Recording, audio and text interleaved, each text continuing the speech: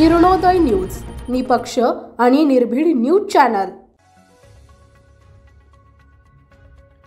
कटपळ अपघातातील मृतांच्या नातेवाईकांना 6 लाखांच्या धनादेशाचं वाटप। आमदार शहाजी बापूंच्या पत्राची दखल। मुख्यमंत्री सहाय्यता निधीतून मिळाली मदत। कटपळ येथील अपघातात मृत्युमुखी पडलेल्या 6 महिलांच्या नातेवाईकांना मुख्यमंत्री सहाय्यता निधीतून प्रत्येकी 1 लाख रुपयांची आर्थिक मदत देण्याचे आदेश मुख्यमंत्री सचिवालयाने सोलापूरच्या जिल्हाधिकाऱ्यांना दिले होते।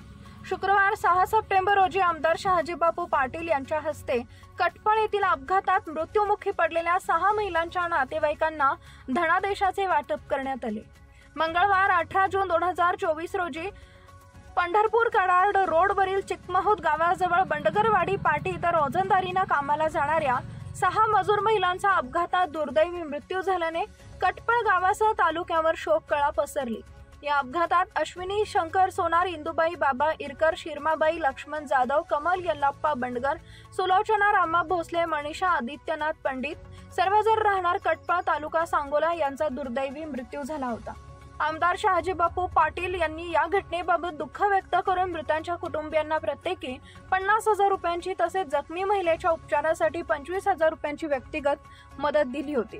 तसेच मुख्यमंत्री एकनाथ शिंदे यांच्याशी संपर्क साधून मृताच्या नातेवाईकांना मुख्यमंत्री सहाय्यता निधीतून अधिकची मदत मिळवून देण्यासाठी पत्रव्यवहार केला होता।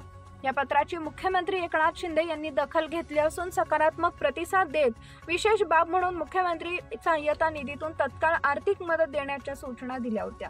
मुख्यमंत्री सचिवालयाचे सहसचिव कैलास बिलोणीकर यांनी सोलापूरच्या जिल्हाधिकाऱ्यांशी पत्रव्यवहार करून कटपळ अपघातातील मृतांच्या नातेवाईकांना मुख्यमंत्री सहाय्यता निधीतून प्रत्येकी 1 लाख रुपयांची आर्थिक मदत करण्याच्या सूचना दिल्या होत्या। शुक्रवार 6 सप्टेंबर रोजी आमदार शहाजी बापू पाटील यांच्या हस्ते कटपळ येथील अपघातात मृत्युमुखी पडलेल्या 6 महिलांच्या नातेवाईकांना धनादेशाचे वाटप करण्यात आले। यावेळी प्रांताधिकारी BR माळी, नायब तहसीलदार मंडल अधिकारी प्रशांत जाधव, परमेश्वर हाके, दत्ता बंडगर, अंबादास हंडे, जेजीनाथ धंगेकर, अजित भिंगे, तानाजी हंडे, विकास खरात आदी उपस्थित होते।